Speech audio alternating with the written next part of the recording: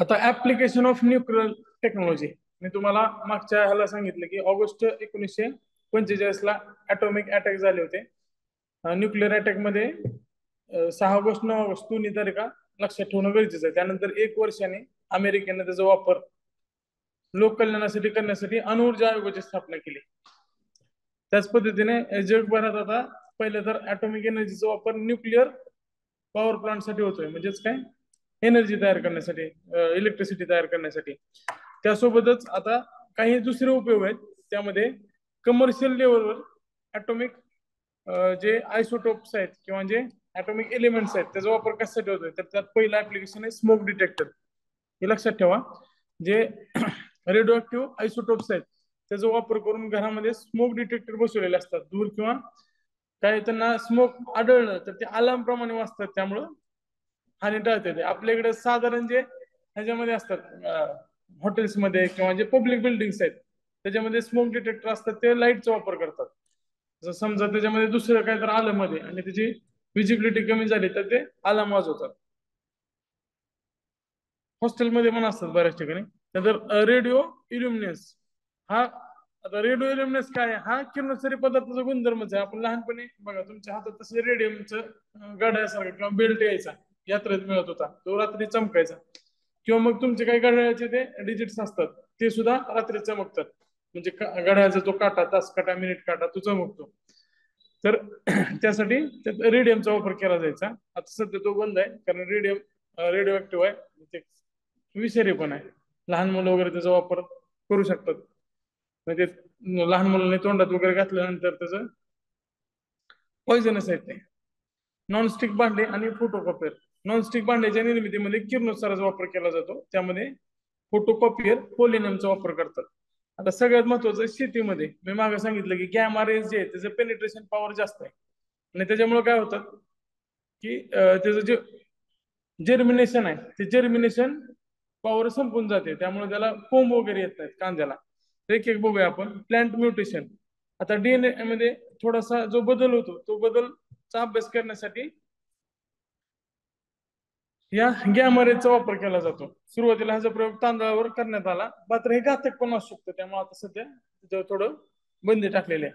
बघा माणसात आणि म्हणजे माणसाचा आणि जे वानर आहेत त्यांचा 99.99% जास्त साम्य आहे दोघांमध्ये. आपल्यात आणि बेडकामध्ये 96% साम्य आहे, बेडूक उंदीर असेल. जर 99% माकडाचा आणि आपल्यात साम्य असेल 99 पॉईंट काय काय जे एप्स वगैरे, तर 99.98 पर्यंत आपलं साम्य आहे. डीएनएचं थोडं सिक्वेन्सिंग चुकलं तर वेगळंच काय तर तयार होऊ शकतं, त्यामुळे या म्युटेशनवर सध्या बंदी आहे. असं जर आपण काय केलं तर काय तयार होईल हे आपल्याला माहित नाही, ते घातक सुद्धा असू शकतंय. खत निर्मितीसाठी वनस्पतीला खताची किती आवश्यकता हे पाहण्यासाठी नायट्रोजन 15 या आयसोटोपचा वापर केला जातो. हे ऍग्रिकल्चर मध्ये शिकला असेल काही जण. नंतर इन्सेक्ट कंट्रोल. तर त्याच्यामध्ये रासायनिक फवारणी करतो त्याच पद्धतीने ऍटॉमिक टेक्नॉलॉजीचा सुद्धा वापर करून कीटक नियंत्रण करता येते. परत अजून हे जे परिणाम आहेत ते सध्या प्राथमिक टप्प्यावर आहेत, पहिल्या टप्प्यावर आहेत, कारण ह्याचे जे साईड इफेक्ट असणार आहेत ते मोठे असणार आहेत. त्यामुळे सध्या हे प्रॅक्टिकल लेवलवर नाहीये. आपण रासायनिक किंवा तणनाशकाचाच वापर करतोय सध्या. त्यानंतर स्टराईल इन्सेक्ट टेक्निक्स. आता या पद्धतीने जे कीटक आहेत त्यांच्यावर गॅमा आणि बीटा इरेडिएशनचा मारा केला जातो आणि त्याची उत्पादन क्षमता नष्ट केली जाते. म्हणजे त्याचे रिप्रोडक्टिव्ह सिस्टीम आहे त्यालाच डॅमेज केलं जातं, ज्यामुळं पुढं ते स्टराईल होतील आणि त्याच्यापासून जो प्रसार आहे किड्यांचा तो संपून जाईल. आता हे झिका पसरवणारे जे एडिस डासाचे उत्पादन घटवण्यासाठी याचा वापर केला गेलाय, त्यांचं म्युटेशन घडवून आणलं जातं. नंतर अन्न पदार्थाचे इरिडेशन म्हणजे फूड इरिडेशन. आता जे सेल्फ लाईफ म्हणतो आपण, सेल्फ लाईफ म्हणजे काय, तर एखादं फूड प्रोडक्ट असेल ते टिकण्याचं जे कालावधी आहे. तर लोणचे वगैरे तुम्ही बघताय काय 6 महिन्याचं असते, काही चिप्स असते 3 महिन्याचे असते, शेंगदाणे कमी वेळ खराब होतात. तर त्यासाठी फूड इरिडेशन केलं जातं. त्याच्यावर जर गॅमा किरणाचा मारा केला तर त्याचं जे शेल्फ लाईफ आहे ते वाढतं. कोबाल्ट 60 हा गॅमा किरणाचा सगळ्यात महत्वाचा स्रोत आहे. ह्याच्यावर पण प्रश्न आलाय. कोबाल्ट 60 चा वापर करून त्यातनं निघणारा गॅमा किरणाचा वापर या इरिडेशन साठी केला जातो. आता न्यूक्लिअर मेडिसिन. न्यूक्लिअर मेडिसिन मध्ये सगळ्यात आधी डायग्नोसिस टेक्निक. डायग्नोसिस म्हणजे काय, तर निदान करणं, तो आजार झालाय का नाही हे समजून घेणं. आता सिटी स्कॅन दोन टाईपचे असतात. तुम्ही जर सिटी स्कॅन केला असेल तर माहित असेल, एक नॉर्मल असतं प्लेन, आणि दुसरं असतं त्याच्यामध्ये रेडिओ ऍक्टिव्ह म्हणजे रेडिओ आयसोटोप शरीरामध्ये सोडले जातात, आणि ते सिटी स्कॅन मध्ये बघताना ते चमकतात.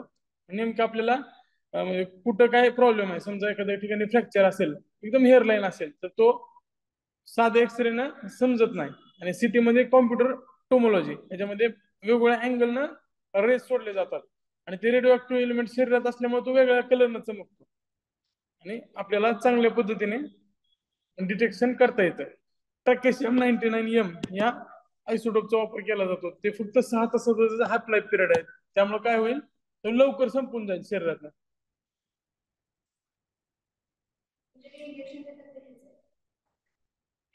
हा, MRI च्या आधी त्याच्यामध्ये काही ट्रेस अमाऊंट मध्ये असतात, म्हणजे दोन टाईपचे असतात. प्लेन सिटी स्कॅनला नाहीत करत, आणि जर कलर हा असतं त्याला सिटी स्कॅन, कलर एमआरआय मध्ये देतात, सिटी स्कॅन मध्ये देतात. MRI मध्ये इंजेक्शनची गरज नाही. सिटी स्कॅन करायचं असेल तरच इंजेक्शन देतात. MRI मध्ये काय हे मॅग्नेटिक वेव्हज असतात, इलेक्ट्रोमॅग्नेटिक वेव्हज MRI ला. सिटी स्कॅन मध्ये असतात, आणि रेडिओ ऍक्टिव्ह असेल एलिमेंट तर ते वेगळ्या कलरने डिटेक्ट होतं. आता थेरपी मध्ये कॅन्सर हा कशामुळे होतो, अजून ह्याच्यावर संशोधन आहेच. मात्र ते जर कॅन्सरस सेल आहेत ते अनकंट्रोल्ड पद्धतीने वाढत असतात, आणि त्याला जर आपल्याला थांबवायचं असेल तर त्यासाठी सगळ्यात मोठं किमोथेरपी, नंतर रेडिओथेरपी. किमोथेरपी त्यातलं पार्ट आहे कॅन्सरच्या, कॅन्सर क्युअर करण्याचा, आणि दुसरा आहे रेडिओथेरपी. आता रेडिओथेरपी कशासाठी वापरली जाते, तर त्यामध्ये गॅमा किरणाचा वापर केला जातो. हे कर्करोग म्हणजे कॅन्सर जे पेशी आहेत त्यांना मारतात. आता त्यासाठी मी तुम्हाला आधीच सांगितलं की गॅमाचं जे आपल्याला गॅमा रेडिएशन मिळवायचे, त्यासाठी सगळ्यात उत्तम स्रोत कोणता आहे, कोबाल्ट 60. हे लक्षात ठेवा. त्यात रेडिओ आयसोटोपची यादी लक्षात ठेवा. कधी कधी जोड्या लावायला विचारलं जाते, आता हे पाठच करायचे, त्यासाठी ते काय असं काही लॉजिक नाही. आता कोबाल्टचा वापर रेडिएशन थेरपीला केला जातो. आयोडीन 131चा वापर डायग्नोसिस साठी केला जातो, ब्रेन ट्युमर्स असेल, त्यानंतर कार्डियक लिव्हर थायरॉइड ऍक्टिव्हिटी असेल. कार्बन 14चा वापर डायबिटीज अॅनिमिया यासाठी केला जातो. कार्बन 11चा वापर ग्लुकोज मॉनिटर करण्यासाठी केला जातो. सोडियमचा वापर ब्लड सर्क्युलेशन साठी. त्यानंतर आयोडीनचं जे दुसरं आयसोटोप आहे आयोडीन 131, त्याचा वापर थायरॉइडच्या साठी सुद्धा केला जातो, थायरॉइड डिटेक्शन किंवा डायग्नोसिस साठी. तरी फक्त यादी एकदा वाचून घ्या, तुम्ही सगळं घेतलेलं आहे यामध्ये. त्याचा जोड्या लावासाठी वापर होऊ शकतो. एवढंच पाठ करा, ह्याच्या बाहेर नाही जाणार. आणि जमलं तर यातले अर्धे पाठ करा आधी. आता बघा, ह्यात कसं लक्षात ठेवू शकता तुम्ही, आयोडीन आणि गोइटरचा संबंध आहे. त्यानंतर सोडियम आणि ब्लडचा संदर्भ आहे. सोडियम कमी जास्त झालं तर हायपरटेन्शनचा फरक पडतो, ब्लड प्रेशरला फरक पडतो, तर ते ब्लड सर्क्युलेशन त्याचं त्याला रिलेशन लागतंय. नंतर ट्रॅकेशियम आता बघितलं मी तुम्हाला, ट्रॅकेशियमचा वापर सिटी स्कॅन मध्ये सुद्धा केला जातो. त्यानंतर युरेनियम ह्याचं तर इंडस्ट्रियल ऍप्लिकेशन आहेत, हे तर वेगळे आहेत, आपण बघितलेलेच आहेत मागे ते. हे मेडिकल ऍप्लिकेशन लक्षात ठेवा.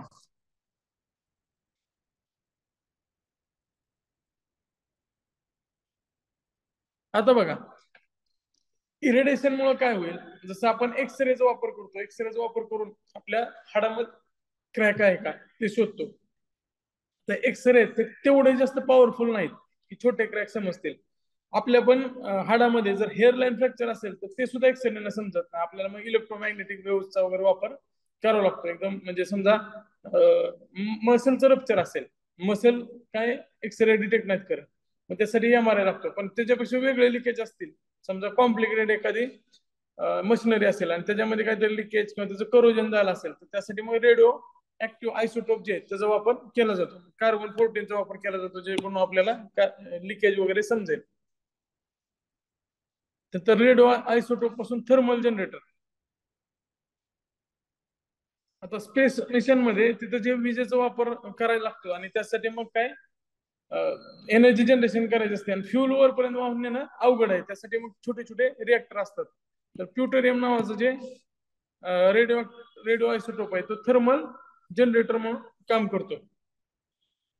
आता अजून एक आहे बघा, तुम्ही वाचताना बऱ्याच ठिकाणी वाचलं असेल की जे जहाज आहेत ते जहाज सुद्धा ऍटॉमिक पॉवर जनरेट करणारे असतात. काही जहाज ऍटॉमिक पॉवरवर चालणारे, तर त्याच्यामध्ये सुद्धा इंजिन बसवले असतात. ते छोटे छोटे आयसोटोपचा वापर करतात. युरेनियम सारखे जास्त ऊर्जा देणारे नसतात. ते युरेनियम जास्त मोठ्या प्रमाणात ऊर्जा देतात आणि त्याला कंट्रोल करणं थोडं अवघड आहे.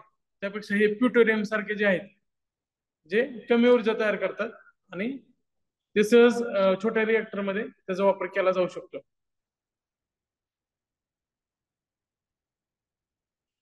आता कॅसिनी मिशन सॅटर्न साठी जे वापरलेलं आहे, कारण गॅलिलिओ मिशन जो ज्युपिटर साठी वापरला, एवढ्या लांब जाताना एनर्जीची जास्त गरज आहे आपल्याला, आणि त्यासाठी इंधन पण तेवढं मोठं पाठवू शकत नाही, त्यामध्ये रिएक्टर टाकून ते पाठवलं जात आहे. आता आयसोटोप हायड्रोलॉजी म्हणजे काय, तर म्हणजे होणारी गळती आहे. हायड्रोलॉजी म्हणजे काय असतं, पाण्याच्या संदर्भातलं शास्त्र, फ्लुइड मेकॅनिक्स संदर्भात. आणि आयसोटोप म्हणजे काय, त्याची समस्थानिक आहे, जे रेडिओ ऍक्टिव्ह असतील. ह्याचा वापर करून काय करतो आपण, धरणात होणारी गळती. आता समजा धरण आहे आणि त्यात पूर्ण पाणी भरलेलं आहे, खाली पण पाणी आणि धरण आहे, आणि त्याच्यामधनं कुठनं जर गळती होत असेल, सिपेज होत असेल, तर ते समजून घेण्यासाठी ह्याचा वापर करावा लागतो. कारण एकदा जर धरणात गळती व्हायला लागली तर ते कधी पण फुटू शकतात. त्या गळती ओळखून घेण्यासाठी, कारण गळतीमुळे काय होईल, तो छिद्र मोठं करण्याचा प्रयत्न करेल आणि ते आपल्याला पाणी ज्यावेळेस भरलेलं असतं त्यावेळेस ते समजून येणार नाही. त्यासाठी रेडिओ आयसोटोपचा वापर केला जातो. त्या टेक्नॉलॉजीला आयसोटोप हायड्रोलॉजी असं म्हटलं जातं, हे लक्षात ठेवा. आता आपल्या इकडं डिसॅलिनेशनचे एवढे मोठे प्रोजेक्ट नाहीत, कारण पाणी जवळ आहे, गोड्या पाण्याचं स्त्रोत जवळ आहेत. पण आता दुबई सारखे जे शहर आहेत ते समुद्राच्या काठावर आहेत आणि वाळवंटात आहेत, तर त्यांना पाण्याची गरज आहे, आणि पाण्याची गरज भागवण्यासाठी ते ऍटॉमिक एनर्जीचा वापर करतात. आता ते डिसॅलिनेशन करण्यासाठी भारत सगळ्यात पुढे आहे आपल्या टेक्नॉलॉजीमुळे. 1970लाच भारतने त्याचा प्रयोग केला होता, आणि कमर्शियल लेवलवर दुबईमध्ये त्याचा वापर, दुबई, अबुधाबी, जे UAE चे गल्फ कंट्रीज आहेत ते वापर करतात. नंतर रेडिओ ऍक्टिव्ह डेटिंग, तर ह्याचा वापर तुम्ही सायन्सच्या 9वी-10वीच्या पुस्तकात बघितलं असेल. कार्बन-14चा वापर करून अर्ध आयुष्यकाल, बरोबर आहे का. कार्बन-14 ह्याचं स्पेसिफिक वर्षानंतर ते अर्ध होतात. ते 6000 किती बघा बरं एकदा, 6600 बघा बरं, 5000 की 6000 आहे कार्बनचा हाफ लाईफ पिरियड. आपल्याला इकडे नाहीच विचारलं जाणार ते, हो का, इथं आहे.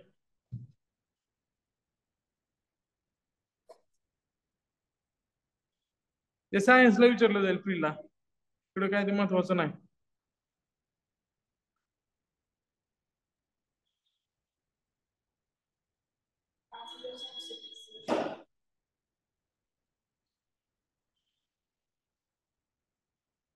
आता ते प्लस मायनस 40 वर्ष आहे.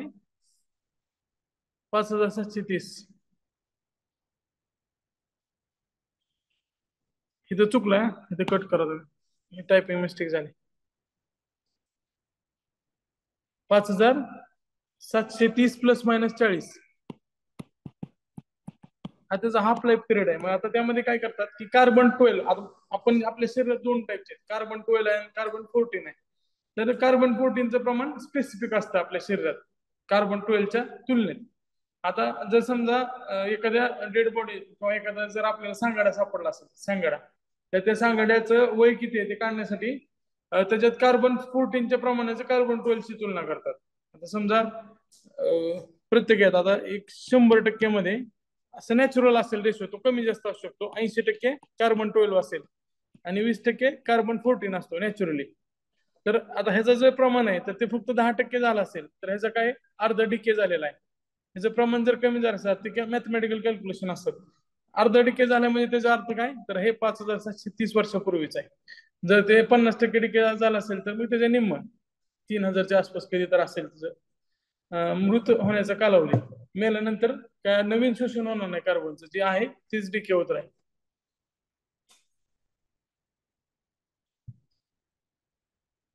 बघा इथं दिले कार्बन-12 आणि कार्बन-14 याच्या गुणोत्तराचा वापर केला जातो.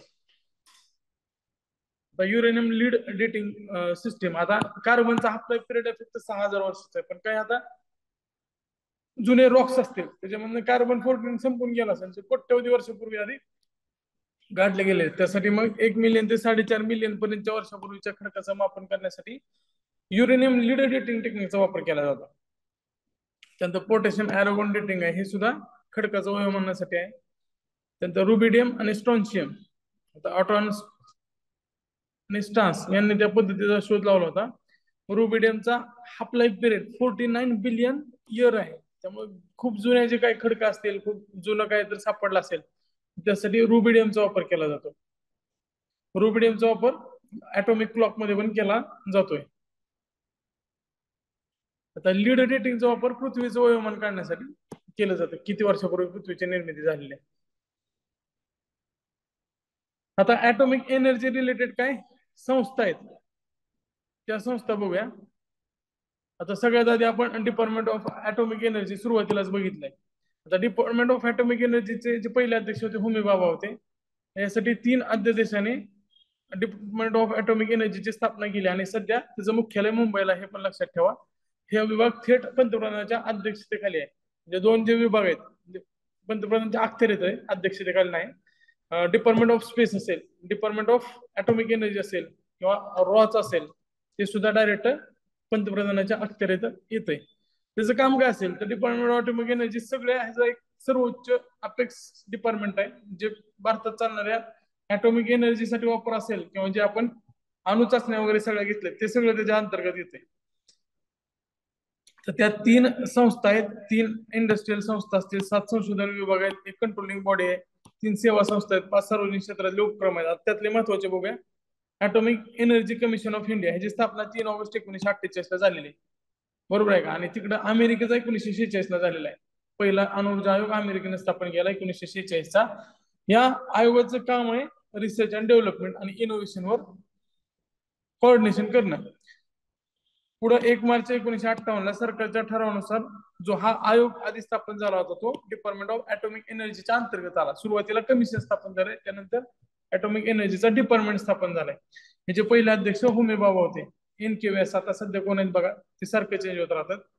ऍटॉमिक एनर्जी रेग्युलेटरी बोर्ड अध्यक्षाचा जे प्रश्न आहे तो प्रीला अपेक्षित आहे मेन्स पेक्षा. ऍटॉमिक एनर्जी रेग्युलेटरी बोर्ड, आता हा जो देश आहे तो नियामक देशातील जे सगळे प्रकल्प आहेत त्याचं नियमन करण्याचं काम करतं.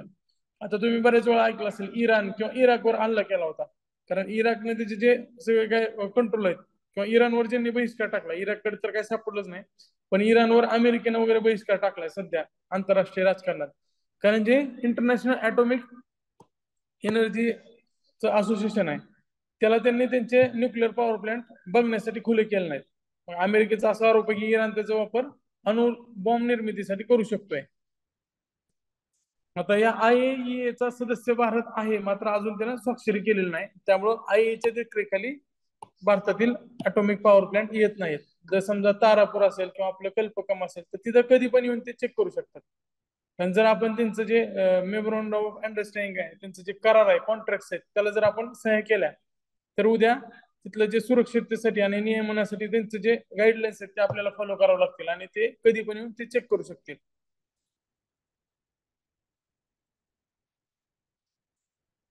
त्यासाठी आपण स्वतःची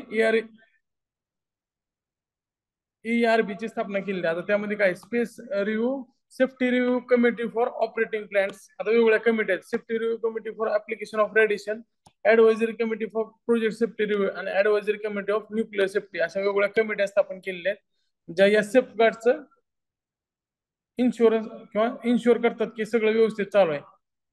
कारण त्याच्यामध्ये थोडं जरी टेम्परेचर कमी जास्त झालं तरी पण ते रिएक्शन आहे ते अनकंट्रोल होऊ शकते. आपण कालच बघितलेलं आहे. समजा त्या ग्राफाईटच्या कांड्या असतील किंवा आपण कॅडमियम बोरॉनच्या कांड्या वापरतो, त्या जरी तुटल्या तर तिथं दुसरं मेकॅनिझम असतं, त्याला आपण म्हणतो की काय म्हणू शकतो त्याला आपण सेफ्टी मेजरसाठी.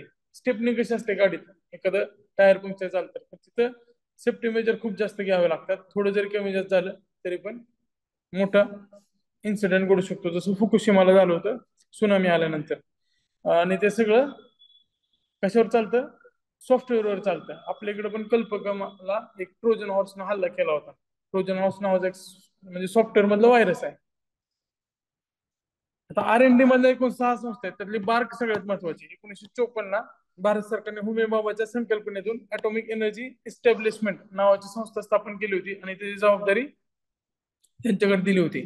बाबांच्या मृत्यूनंतर त्यांचं नाव, त्या संस्थेचं नाव बार्क असं करण्यात आलं, बाबा ऍटॉमिक रिसर्च सेंटर, जे मुंबईला आहे. त्याचे संचालक वगैरे लक्षात ठेवायची काही गरज नाही. त्याच्यानंतर बार्क नंतर दुसरे अणु संशोधन केंद्र. आता सध्या आपण सुरुवातीला बघितलं होतं की होमी बाबांनी 3 टप्पे सांगितले होते, पहिला, दुसरा, तिसरा, 3 टप्पे. पहिल्या टप्प्यात आपण युरेनियमचा वापर करतोय, दुसऱ्या टप्प्यात फास्ट ब्रीडर रिएक्टरचा विचार सुरू झालेला आहे, ज्याच्यानं परत काय होईल, पुढच्या टप्प्यासाठी प्लुटोनियमची निर्मिती होईल आणि युरेनियम 233 ची. आणि तिसऱ्या टप्प्यात आपण प्लुटोनियमचा वापर करणार आहोत, थोरियम प्लुटोनियम. पण तिसऱ्या टप्प्यापर्यंत आपण गेलो नाही, सध्या आपण पहिल्याच टप्प्यात आहोत. मात्र हे सगळ्याचं जे प्रोटोटाईप असणारे रिएक्टर आहे ते चालवण्याचं काम Indira Gandhi centre for atomic research आणि बार्क या 2 संस्था करतात.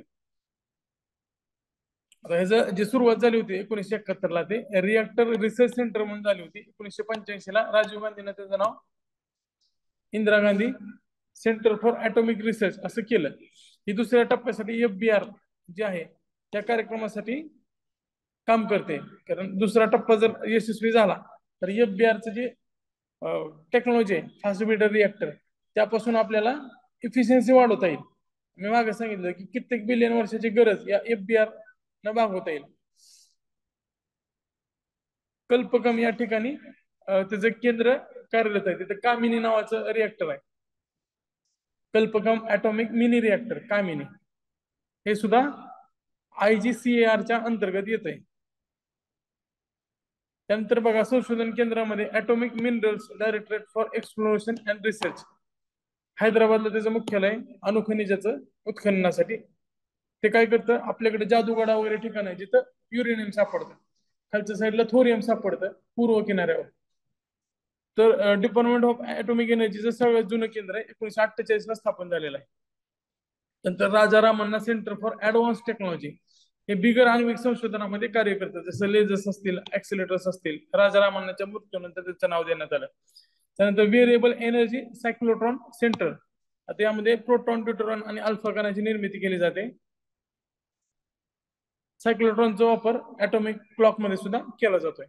आता इंडिया बेस्ड न्यूट्रोनो ऑब्झर्वेटरी, आता न्यूट्रोनो जे कण आहेत, प्रोटॉन, न्यूट्रॉन, इलेक्ट्रॉन, हे बेसिक 3 झाले. त्यानंतर न्यूट्रोनो जे कण आहेत त्याचा अभ्यास करण्यासाठी 1200 मीटर, जवळपास 1.25 किलोमीटर खोल गुहेत इंडियन बेस्ड न्यूट्रोनो ऑब्झर्वेटरी स्थापन केलेले. कुठे आहे ते? थेनी, तामिळनाडूमध्ये. न्यूट्रोनोचा अभ्यास करण्यासाठी काम करते.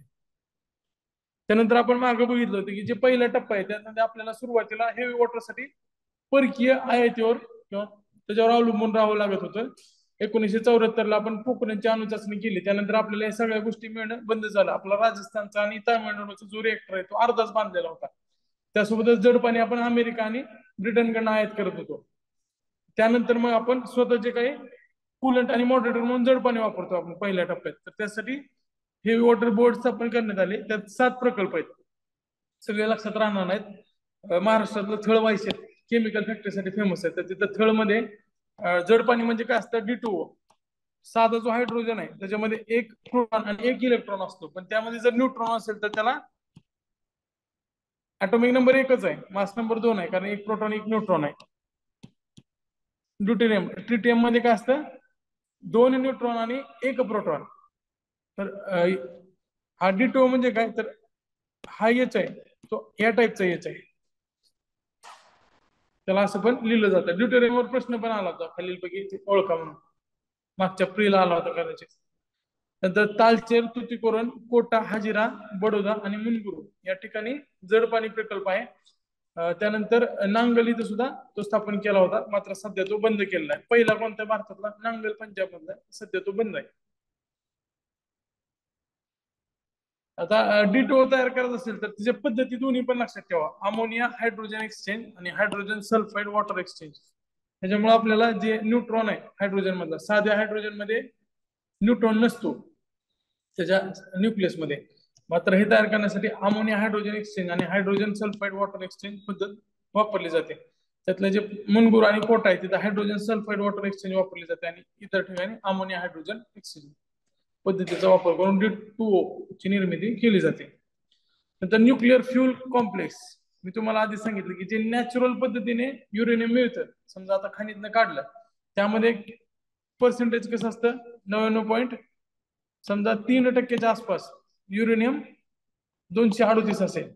सॉरी वरच्या साईडला लिहायला 238-92 आणि फक्त 0.7% काय असेल तर युरेनियम 235 जो आपल्याला कशाला लागतोय ऍटॉमिक एनर्जी रेडिओ ऍक्टिव्ह आहे ऍटॉमिक एनर्जीच्या जनरेशनसाठी काय लागतो आपल्याला 235 लागतोय हा किती आहे फक्त 0.7 आहे मग या न्यूक्लिअर फ्युएल कॉम्प्लेक्स जे असेल तिथे एनरिचमेंट चालतं मग त्याचं प्रमाण किती पाहिजे मी काल सांगितलं होतं आठवतंय का 3 ते 5% असेल तर त्याचा वापर आपण न्यूक्लिअर पॉवर प्लांट मध्ये करू शकतो आणि 90%च्या वर जर नेलं त्याचा वापर कुठे करतो आपण बॉम्ब मध्ये करतो ऍटॉमिक बॉम्ब मध्ये तर न्यूक्लिअर फ्युएल कॉम्प्लेक्स कुठे आहे तर कोटा रावतबाटा राजस्थान इथं नवीन एनएफसी स्थापन करण्याचा निर्णय घेण्यात आलेला आहे आणि तो 2022 पर्यंत पूर्ण होईल सध्या हैदराबाद मध्ये त्याचा मोठा रावतबाटा राजस्थान कोटामध्ये स्थापन होत आहे कोटाच्या जवळच आहे ते रावतबाटा कोटा सिटीच्या जवळच आहे सध्या हैदराबाद मध्ये कार्यरत आहे नंतर board of radiation and isotope technology ह्याचा वापर सगळ्यात जास्त कुठं होईल मेडिकल आणि ऍग्रिकल्चर सेक्टरमध्ये त्यासोबतच इंडस्ट्रीमध्ये काही लिकेज वगैरे बघितलं मी किंवा जे काही करोजन झालेलं कृषी क्षेत्र आणि मेडिकल या दोन सेक्टरमध्ये सगळ्यात जास्त वापर होतो याचा या रेडिओ आयसोटोपच्या निर्मितीसाठी 1989 मध्ये नवी मुंबईमध्ये BRIT ची स्थापना करण्यात आली आधी बार्क वगैरे त्याची निर्मिती करत होतो त्यानंतर सार्वजनिक विद्युत निर्मिती क्षेत्रासाठी NPCL ची स्थापना 1987 ला करण्यात आलेली आपण NTPC NHPC बघितलं 75 ला तयार झालेलं ते आता NPCL काय तर न्यूक्लिअर पॉवर प्लांट जे आहेत त्या सगळ्यांचं कोऑर्डिनेशन करण्याचं आणि त्याच्यावर सगळं व्यापारी तत्वावर उत्पादन करणं आणि ते विकणं हे सगळं काम NPCL करतं त्याची स्थापना मुंबईला करण्यात आलेली आहे 1987 ला मुंबईला हे लक्षात ठेवा अणुघटनेची रचना देखभाल बांधणी आणि त्याचं कमर्शियल पद्धतीने वापर जवळपास 22 अणुभट्टे आहेत त्या NPCLच्या अंडर येतात जे प्रोटोटाईप किंवा रिसर्च अँड डेव्हलपमेंटसाठी ते कोणाच्या अंडर येतील बार्क आणि IGCR आणि जे कमर्शियल लेवलवर जे आपण ज्याच्यापासून मेगावॅट मध्ये एनर्जी तयार करतो काल आपण वॅट मध्ये बघितलं ते खूप छोटे आहेत ते फक्त आपण अभ्यासासाठी वापरतोय हे कमर्शियल लेवलवर वीज निर्मिती करून विकण्यासाठी वापरतोय ते सगळ्या अणुभट्ट्या NPCLच्या अंडर येतात 1987 ला स्थापना झालेली आहे नंतर भाविनी कल्पकम मध्ये 500 मेगावॅटची FBR अणुभट्टी आहे ते उभारण्यासाठी 2003 मध्ये भाविनीची स्थापना करण्यात आली होती भारतात भविष्यात स्थापन होणाऱ्या FBR ची जे निर्मिती होईल आणि देखभाल असेल त्यासाठी सेपरेट तयार करण्यात आलेले भाविनी कारण FBR थोडं कॉम्प्लिकेटेड त्याची रचना आहे आणि त्याला सेफ्टी मेजर्स पण जास्त घेतले जातात त्यामुळे भारतीय नाभिकीय विद्युत निगम लिमिटेड स्पेसिफिक कशासाठी स्थापन केलेले FBR साठी फास्ट ब्रीडर रिएक्टर म्हणजे काय मी तुम्हाला काल सांगितलंय फास्ट ब्रीडर रिएक्टर मध्ये काय होतात तर अणुऊर्जा निर्माण होताना जेवढं अणुइंधन वापरलं जाते त्यापेक्षा जास्त त्याचं बाय प्रोडक्ट ना अणुइंधन तयार होतं त्यामुळे फास्ट ब्रीडर म्हणजे काय निर्मिती करणं जन्म देणं तर ते जास्त अणुइंधन तयार करते त्यामुळे त्याला FBR असं म्हणतात आणि FBR अंतर्गत येणाऱ्या ज्या अणुभट्ट्या आहेत ते पुढच्या काळात स्थापन केले जाते दुसऱ्या टप्प्यासाठी FBR महत्वाचं आहे तर ते सगळे भाविनीच्या अंडर येतील ना की NPCLच्या प्लुटोनियम तयार होतो आणि युरेनियम 238 तयार होतो electronic corporation of India limited ECIL electronic क्षेत्रातील प्रगती करण्याच्या उद्देशाने 1967 मध्ये हैदराबाद मध्ये ECIL ची स्थापना करण्यात आली नंतर इंडियन रिअर अर्थ लिमिटेड आता हा कशासाठी स्थापन झाला तर काल आपण बघितलं की युरेनियमला जर पर्याय असेल तर तो कोणता आहे थोरियमचा आणि थोरियम सध्या कमर्शियल लेवलवर त्याचा वापर न्यूक्लिअर पॉवर प्लांट मध्ये करता येत नाही पुढच्या काळात तो होईल आपला जो तिसऱ्या टप्प्यापर्यंत आपण जर गेलो तर त्यासाठी स्पेसिफिक IREL ची स्थापना करण्यात आली मोनोझाईट वाळू आहे त्याच्या प्रोसेसिंगसाठी 1950 ला अलुवा कोची मी तुम्हाला मागे पण सांगितलं होतं की त्रावणकोर राज्य इतिहासामध्ये जर बघितलं तर भारतात येण्यास नकार देत होता कारण तिथं मोनोझाईट वाळूचे बरेच साठे सापडले होते आणि ते राज्य त्याच्यावर श्रीमंत होईल असं तिथल्या राजाला वाटत होतं त्यामुळे त्याने भारतात येण्यासाठी सुद्धा नकार दिला होता तर त्याचं जे पहिलं सेंटर आहे रिअर अर्थ लिमिटेडचं ते अलुवा कोची मध्ये स्थापन केलेलं आहे कारण मोनोझाईट वाळूपासून आपल्याला थोरियम मिळवता येते IRELच्या पहिल्या युनिटची स्थापना कोची अलुवा इथं करण्यात आलेली आहे तर uranium corporation of India limited मागे सांगितलं की सगळ्यात जास्त युरेनियमची निर्मिती कुठे होते किंवा कुठे सापडते ते तर भारतात जादूगडामध्ये सापडते आणि जगात विचार केला तर ते ऑस्ट्रेलियामध्ये आणि सगळ्यात जास्त कझाकस्तान त्याचं उत्पादन करते. युसीएलचे मुख्यालय जादूवाडा झारखंड इथं आहे, कारण तिथंच समजा तुमच्याकडे साठ आहे पण तुम्ही ते जास्त एक्सप्लोरेशन त्याचं करत नाही, आहे तुमच्याकडे पण तुम्ही त्याचं उत्पादन करून विकत नाही, त्याच्यावर डिपेंड असतं ते. म्हणजे आता काही ठिकाणी बघा कोळशाचे साठे वेगळ्या राज्यात असतील आणि उत्पादन वेगळं राज्य करत असेल, तुम्ही काढून ते प्रोसेस करून विकता किती त्याच्यानुसार त्याचं उत्पादन डिपेंड आहे, आणि साठ्यामध्ये तुमच्याकडे आहेत ते. आता काय सर्व्हिस ऑर्गनायझेशन आहे, डायरेक्टर ऑफ कन्स्ट्रक्शन सर्व्हिसेस आणि इस्टेट मॅनेजमेंट, ते फक्त सर्व्हिसेस देतात. डायरेक्टर ऑफ परचेस आणि स्टोअर, आता हे काय करतील, जे जड पाणी असेल किंवा जे युरेनियम लागत असतील ते परचेस करण्याचं काम करतील दुसऱ्या देशाकडनं. General service organisation Kalpakkam. आता काही विद्यापीठ आहेत जे ॲटॉमिक एनर्जी मध्ये अभ्यास करण्याचं काम करतात, त्यात Homi Bhabha national institute of Mumbai, TIFR ची स्थापना होमी भाभानेच केलेली आहे, जीआरडी टाटाने मदत केली होती त्यांना. नंतर Tata institute of fundamental research Hyderabad, हे दोन ठिकाणी आहेत. टीआयएफआरचं एक सेंटर पुणे युनिव्हर्सिटीच्या कॅम्पसमध्ये सुद्धा आहे, सब सेंटर त्याचं. आता न्यूक्लिअर पॉलिसी आधीपासून विवादाचा विषय राहिलेला आहे, जे श्रीमंत किंवा जे प्रगत राष्ट्र आहेत ते त्यांचा वापर स्वतःसाठी करतात, मात्र इतर देशांना त्यापासून रोखतात. त्यांचं एक म्हणजे भीती काय, तर ते जर दहशतवाद्याच्या किंवा वाईट जे हेतू असणाऱ्यांच्या हाती लागले तर प्लुटोनियम सारख्या गोष्टींचा वापर न्यूक्लिअर वेपनसाठी केला जाऊ शकते. आता जगात जर विचार केला तर फक्त 31 देशाद्वारे अणुऊर्जा प्रकल्प चालवले जातात.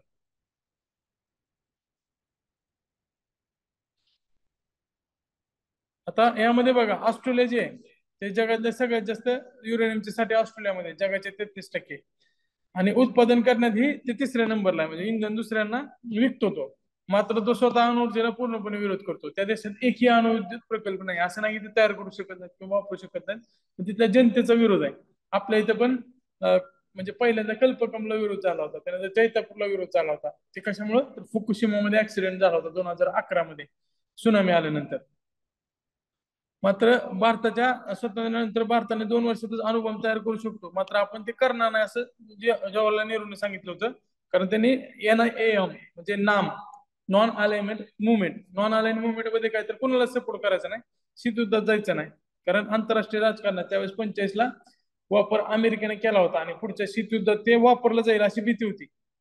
मात्र सुरुवातीला आपण त्याच्याकडे लक्ष दिलं नाही, आपण शांततेचं धोरण स्वीकारलं होतं. मात्र 2-3 युद्ध झाले आणि त्यानंतर इंदिरा गांधींनी असं ठरवलं 71ला भारत पाक युद्ध झाल्यानंतर की आपण अणुऊर्जेमध्ये टेस्ट करायचे. मग 74ला आपण अणुचाचण्या घेतल्या. त्यानंतर जे आंतरराष्ट्रीय क्षेत्रातील बऱ्याच देशांनी आपल्यावर आर्थिक आणि निर्बंध घातले, व्यापारी निर्बंध घातले, आणि आपल्याला जे लागणारं जे इंधन असेल किंवा निर्मितीसाठी जे टेक्निकल असिस्टन्स असेल ते सुद्धा बंद केलं. आता कॅनडानं वगैरे सायरस अणुभट्टी दिली होती आपल्याला, त्या सायरसच्या अणुभट्टीमधून तयार होणारा प्लुटोनियमचाच वापर आपण अणु चाचणीसाठी केला होता. त्याच्यानंतर मग त्यांनी पण मदत बंद केली. आंतरराष्ट्रीय स्तरावर सगळ्यात मोठी संस्था आहे ऍटॉमिक एनर्जी मध्ये कोऑर्डिनेशन करणारी, इंटरनॅशनल ऍटॉमिक एनर्जी एजन्सी. आता अणुतंत्राची सुरुवात अमेरिकेने विध्वंसाने केली. सुरुवात त्याची ॲटॉमिक बॉम्बने झाली होती, त्यामुळं अमेरिकेची जागतिक ताकद तर वाढली, मात्र पुढं अण्वस्त्र धोरण आखलं पाहिजे असं अमेरिकेला वाटू लागलं. 1946 ला त्यानं स्वतः आयोग स्थापन केलं. मात्र पुढच्या काळात जे इतर देश आहेत त्यांना कळालं की अमेरिकेकडे ॲटॉमिक पॉवर आहे, मग आपण पण अणुबॉम्बची चाचण्या घेतल्या पाहिजे. मग त्यामध्ये चढाओढ सुरू झाली. मग पुढं सोव्हिएत रशियाने सुद्धा अणुचाचणी घेतली. पहिली अणुचाचणी कोणी घेतली होती, मॅनहॅटन प्रोजेक्ट, अणुबॉम्ब तयार करण्यासाठी अमेरिकेनं. त्यानंतर रशियानं अणुचाचणी घेतली. पुढे अमेरिकेनं हायड्रोजन बॉम्बची चाचणी घेतली. परत ब्रिटननं सुद्धा अणुचाचणी घेतली.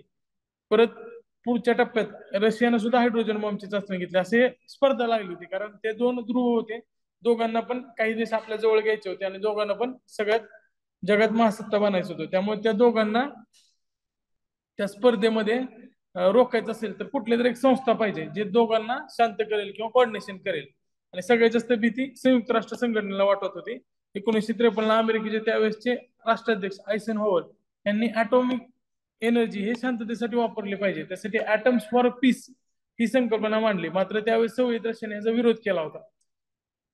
आणि मग शेवटी याच्यावर नियंत्रण ठेवण्यासाठी एक थर्ड पार्टी ऑर्गनायझेशन असली पाहिजे, कारण अमेरिकेने सांगितलेलं रशिया ऐकणार नाही, रशियाने सांगितलेलं अमेरिका ऐकणार नाही, कारण ते दोघं त्यावेळेस ताकदवर होते. त्यामुळं आयईची स्थापना 1957 ला करण्यात आली. 29 जुलै हे पण लक्षात ठेवा. त्याचं मुख्यालय व्हिएन्ना ऑस्ट्रिया आहे.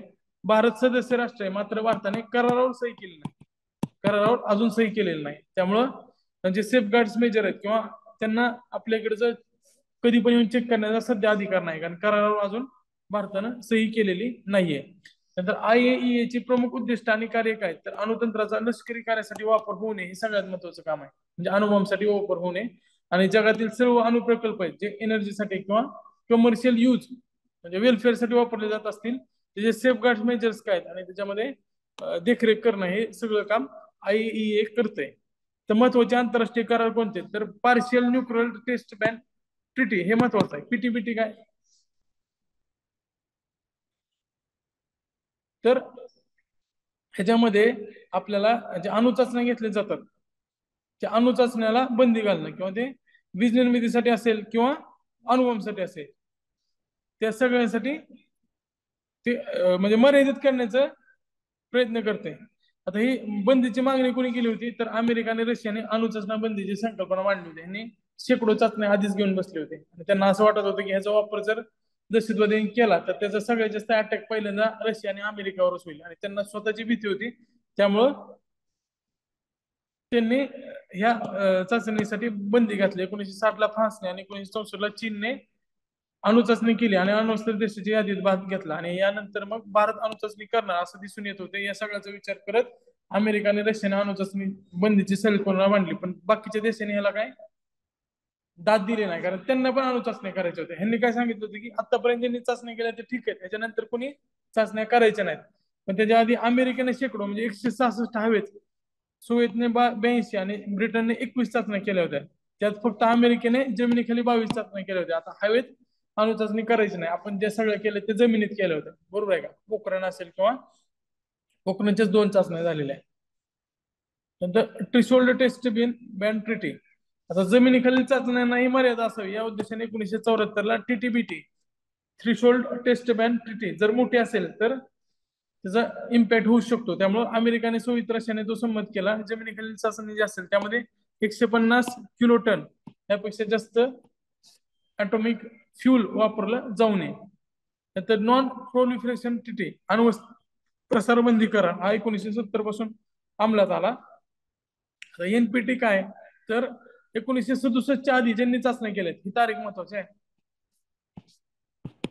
ही बेंचमार्क तारीख पकडली गेली. ह्याच्या आधी ज्यांनी चाचण्या केल्या त्यांना अण्वस्त्र देशाचा दर्जा देण्यात आला. त्यानंतर कुठल्याही देशाने अण्वस्त्र डेव्हलप करायचे नाहीत किंवा त्यांना विकायचे नाहीत. अण्वस्त्र निर्माण करण्यासाठी कोणतीही टेक्नॉलॉजीचा ट्रान्सफर करायचा नाही. NPT करारात 11 कलम आहेत, ते 3 स्तंभावर आधारलेले आहेत. आता NPT करार म्हणजे तुम्हाला समजलं नॉन प्रोलिफरेशन, समजा अमेरिका रशिया असेल तोपर्यंत चीन असेल आणि इंग्लंड असेल त्यांनी अणुचाचण्या केल्या होत्या, तर ते 1967च्या आधीचे, तर त्यांना अण्वस्त्र देशाचा दर्जा देण्यात आला आणि त्या देशांनी इतर देशांना ती टेक्नॉलॉजी द्यायची नाही, ॲटॉमिक फ्यूल द्यायचं नाही, जे कशासाठी वापरलं जाईल, अणुबॉम्ब निर्मितीसाठी वापरलं जाईल. जे सध्या जे आहेत अण्वस्त्र ते नष्ट केली पाहिजेत, पण हे कोणच करणार नाही. पहिल्यांदा कोण करणार किंवा एकमेकाला संशय आहे, त्यामुळं डिसआर्मामेंट तर कधीच होणार नाही, पण यासाठी प्रयत्न करते ते. त्यासोबतच peaceful use of nuclear technology हे सध्या चालू आहे. त्यात 5 अण्वस्त्र देश होती तोपर्यंत, अमेरिका रशिया ब्रिटन तर आहेच, त्यासोबतच फ्रान्स आणि चीन. त्यानंतर 190 देशांनी हा करार पूर्णपणे स्वीकारलेला आहे. 1968 ला ज्यावेळेस तो उपलब्ध झाला त्यावेळेस फ्रान्स आणि चीनने तो स्वीकारला नव्हता, त्यानंतर 92 मध्ये त्यांनी स्वीकारला. पण सध्या भारत असेल, पाकिस्तान असेल, इस्रायल असेल, साऊथ सुदान आणि उत्तर कोरिया हे सदस्य सुद्धा नाहीत त्याचे. त्यात आपल्याला भारत, पाकिस्तान, इस्रायल लक्षात ठेवायचे. साऊथ सुदान आणि उत्तर कोरिया, उत्तर कोरिया तर त्याच्या मनावर येईल तशा चाचण्या करते, त्याच्यावर कोणाचा निर्बंध नाहीये.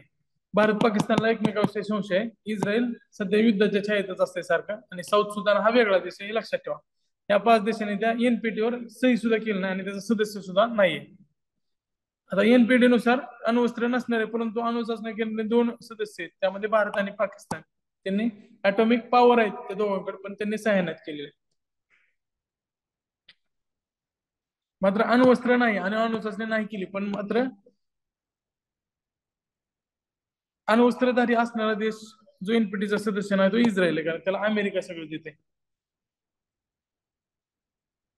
उत्तर कोरिया अणुचाचणी केली आहे, सदस्य स्वीकारलं होतं, मात्र आता तो बाहेर पडला. त्याचा जो सध्याचा आहे किम जोन उन, तो सगळ्या कुठल्याच करारात नाही आणि कुठलेच निर्बंध त्याच्यावर नाहीत. फक्त चायना सोडलं तर बाकीच्या सगळ्या देशासोबत त्याचे व्यापारी वगैरे निर्बंध आहेत उत्तर कोरियासोबत.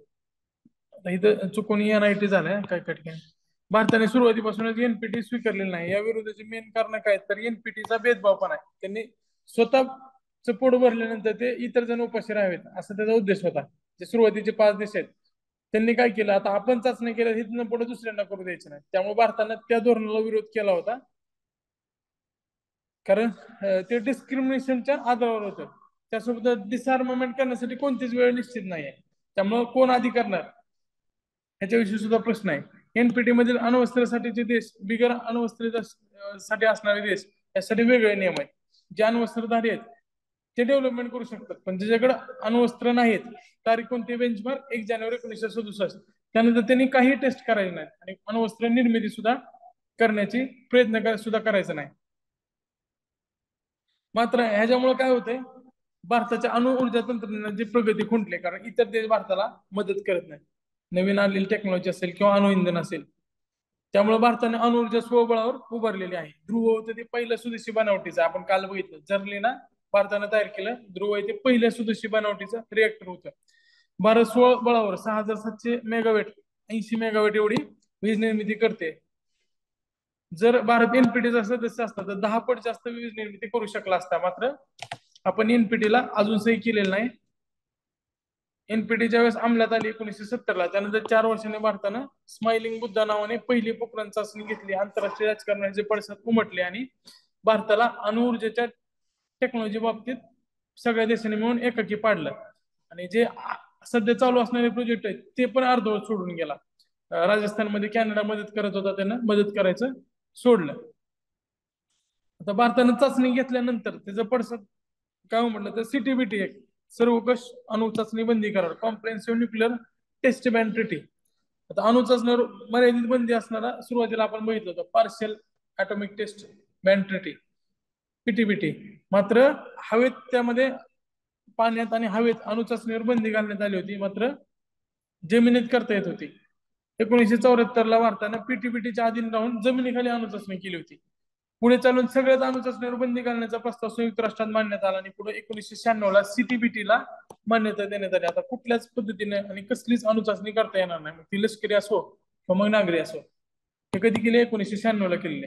CTBT करार अंमलात येण्यासाठी आण्विक क्षमता असणाऱ्या 44 देशाची यादी बनवण्यात आलेली आहे, ज्याला Annex 2 म्हणतात. या 44 देशांनी स्वाक्षरी आणि रेटिफाय केल्याशिवाय CTBT अंमलात येत नाही. 44 पैकी 3 देशांनी स्वाक्षरी केल्यामुळे ते अंमलात आलेलं नाहीये.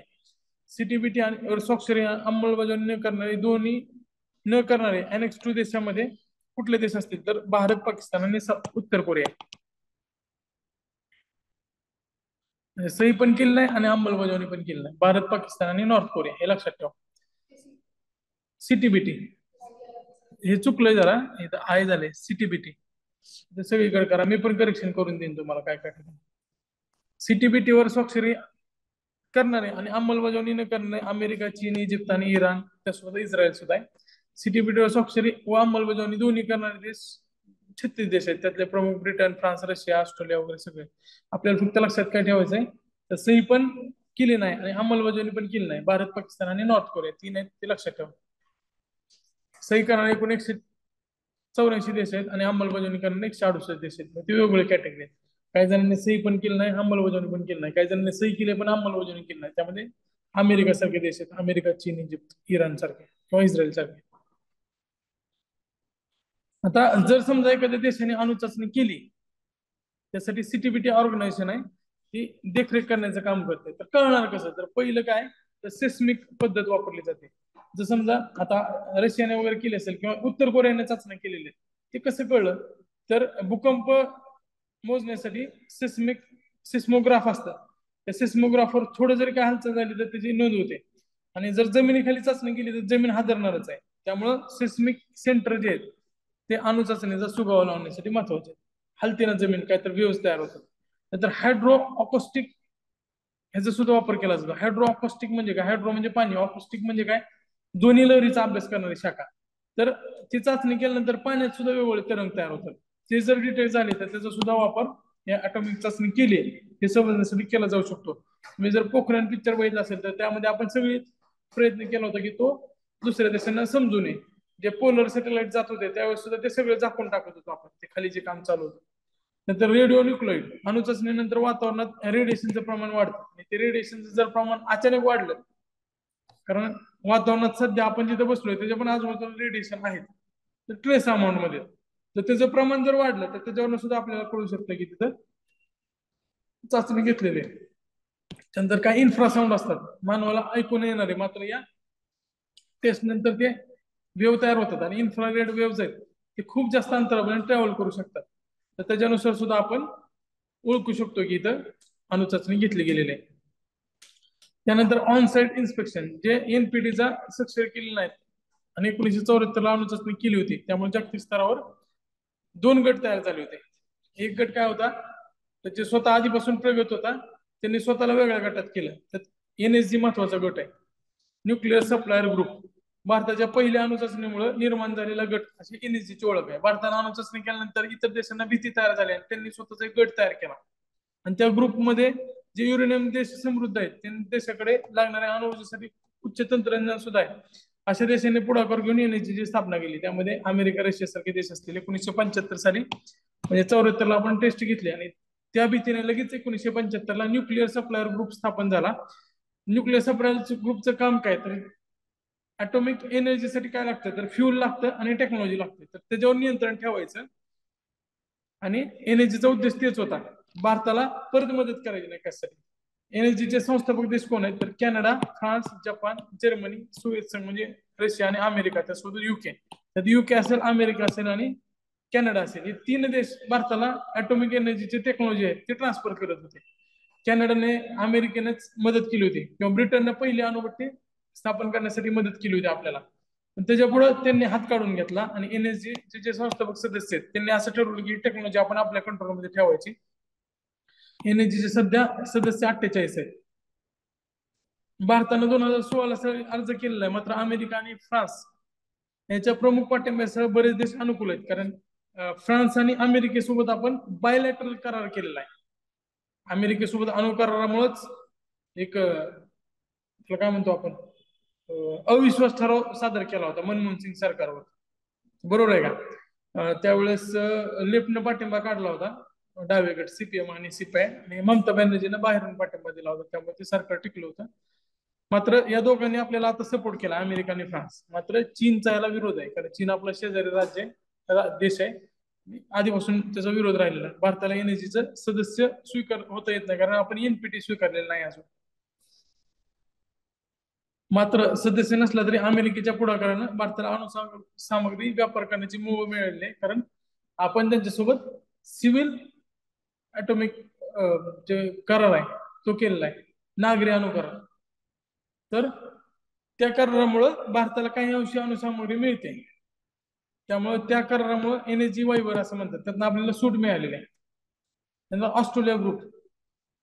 आता अणुशस्त्र जेवढे घातक आहेत त्याच्या तोडीला घातक केमिकल आणि बायोलॉजिकल वेपन आहे, ह्याच्यावर नियंत्रण आणण्यासाठी हे ऑस्ट्रेलिया ग्रुप तयार करण्यात आला. 1985 ला या ऑस्ट्रेलिया ग्रुपची निर्मिती करण्यात आली. 2018 ला भारत या गटाचा सदस्य आहे. त्यामध्ये 43 सदस्य राष्ट्र आहेत, त्यामध्ये चीन आणि पाकिस्तान हे सदस्य नाही आहेत.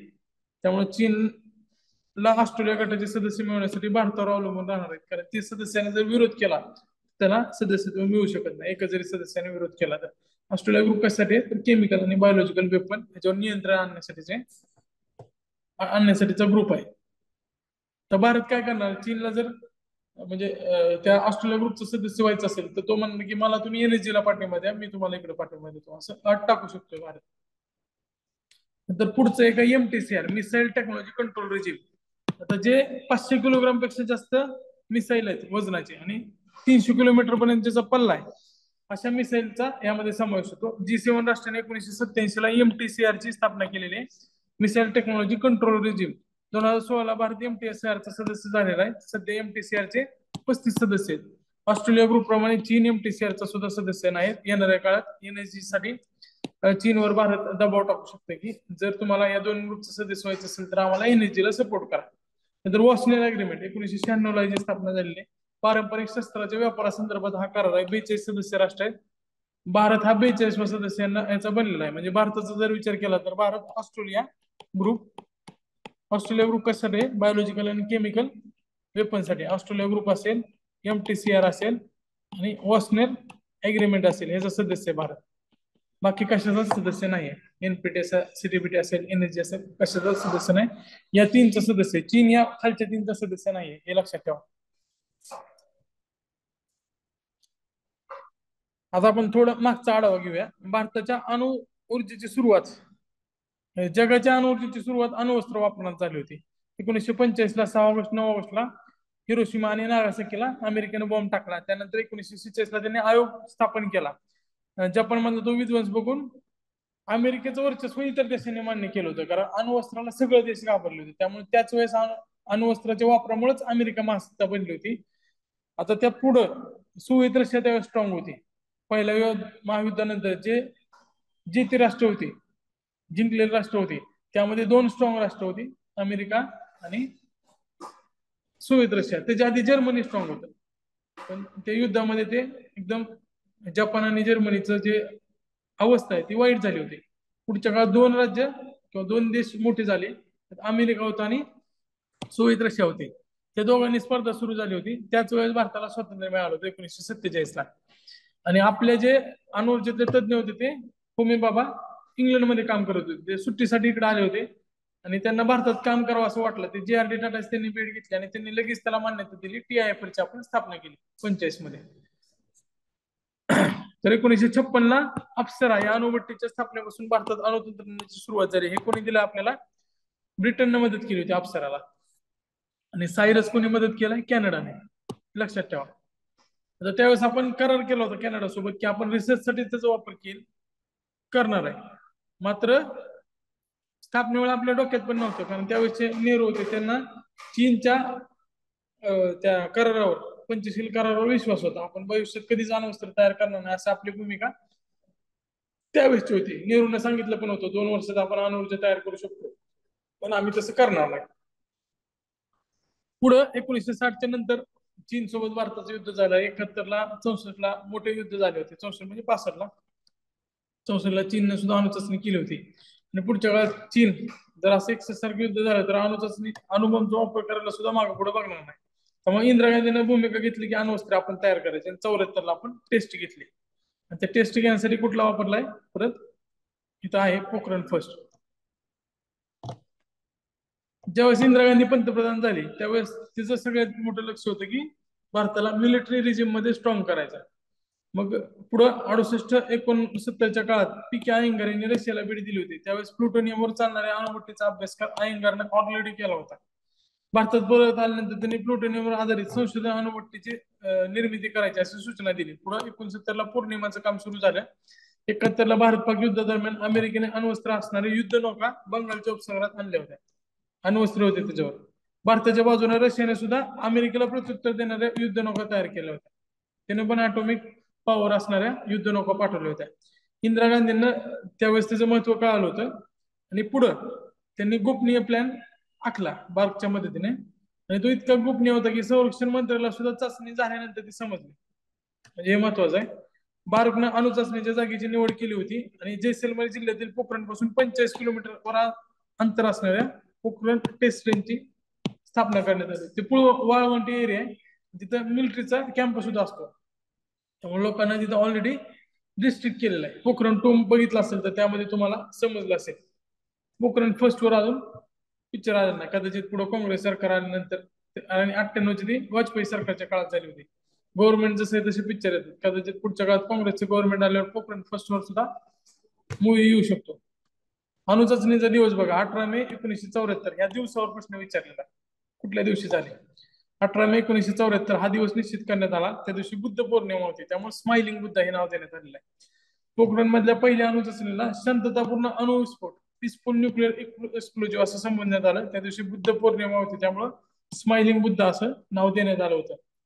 अणुचाचणीचा प्रकार कोणता होता? तर सायरस अणुभट्टीतून तयार झालेला प्लुटोनियम हा इंधन म्हणून वापरण्यात आला होता. पोखरण 1 हा जमिनीखालील चाचणी होती. या चाचणीमध्ये 6 ते 7 किलोग्राम प्लुटोनियम वापरला होता. जिथं क्षमता जी आहे त्याचा 12 किलोटन होती. आता TNT ट्रायनायट्रोजन ग्लिसरीन त्याच्या तुलनेत ही वापरली जाते. त्याच्या तुलनेत ह्या अणुबॉम्बची क्षमता किती आहे? त्याचं एक्सप्लोजन जेवढं क्षमतेचं होईल, म्हणजे समजा हे 6-7 किलो असेल तरी पण ह्याची क्षमता या 12 किलो टन TNT एवढी आहे. त्यामुळे त्याला 12 किलो टन असं समजलं जातं. ते माप आहे मोजण्याचं. नागासाकी शहरावर टाकलेल्या फेटमॅनची क्षमता 21 किलो टन होती. हे त्याच्या निम्म होतं जवळपास. पोखरणमध्ये 18 मे 1974 सकाळी 8:05 पहिली आणि एकच, म्हणजे त्यावेळेस एकच झाली होती. सेकंड मध्ये आपण 3 घेतले होते. 8:05 एक अणुचाचणी घेण्यात आली होती. त्यावेळेस ते छत्री घेऊन इंदिरा गांधीचा काळा गॉगल घालून फोटो तुम्ही बघितला असेल, पुस्तकात आहे बरेच. अणुचाचणीचं नेतृत्व त्यावेळेच्या राजारामण्णा यांनी केलं होतं. ते त्याचे प्रमुख होते. अणुबॉम्बची रचना आणि निर्मिती करणारे पी.के. अय्यंगार होते. ते सोव्हिएत रशियाला जाऊन आले होते, तिथं अभ्यास करून आले होते. ते दुसऱ्या स्थानी होते. अय्यंगार यांना सहाय्य करण्यासाठी आर चिदंबरम आणि व्यंकटसेन होते. वामन पटवर्धन यांनी स्फोटकं बनवण्याचे महत्वाचे काम केलं होतं. यांचं नाव महाराष्ट्रीयन होते ते. त्यावेळेचे होमी सेटना हे त्या प्रोजेक्टचे पर्यवेक्षक होते. गोपनीयता ठेवण्यासाठी 75 पेक्षा जास्त शास्त्रज्ञ होते आणि संपूर्ण अणुबॉम्बची निर्मिती ट्रॉम्बे बार्क मध्ये करण्यात आली होती. अणुचाचणीनंतरचे परिणाम काय झाले तर प्लुटोनियम सायरस पासून मिळवला होता. सायरसची निर्मिती कॅनडाने केली होती. त्यामुळं त्यासाठी लागणारं जडपाणी अमेरिकेनं देऊ केलं होतं. पुढे ते दोन्ही बंद केले होते. जडपाणी देण्यास सुद्धा बंद केलं. आपण नानगल पंजाब तिथं जडपाण्याचं केंद्र सुरू केलं होतं. पुढं 75 मध्ये लगेच एनर्जीची स्थापना झाली. तारापूरला लागणारा युरेनियम हा सुद्धा त्यांनी दिला होता. मात्र अमेरिकेनं त्याच्यावर सुद्धा रिस्ट्रिक्शन टाकले होते. पुढे 1975 राजारामन्ना, होमी सेटना आणि बसंती नागचौधरी यांना डीआरडीओ मध्ये, नागचौधरी डीआरडीओ होते, त्यांना पद्मविभूषण पुरस्काराने सन्मानित करण्यात आलं. नंतर ऑपरेशन शक्ती पोखरण 2 हे वाजपेयी सरकारच्या काळात करण्यात आलं होतं. आता पहिली अणुचाचणी होती ती तंत्रज्ञानाच्या दृष्टीने परिपूर्ण नव्हती. अणुअस्त्र वहन क्षमता, टाकण्याची क्षमता हे बनवण्याच्या उद्देशाने हायड्रोजन तयार करण्याच्या क्षमतेच्या दिशेने जर जायचं असेल तर आपल्याला मोठी अणुचाचणी करणं गरजेचं होतं. पहिल्या अणुचाचणीनंतर बऱ्याच देशांनी भारताला विकसित तंत्रज्ञान उपलब्ध होणे याची काळजी घेतली होती. म्हणजे भारत अजून त्या क्षेत्रात डेव्हलप होणे.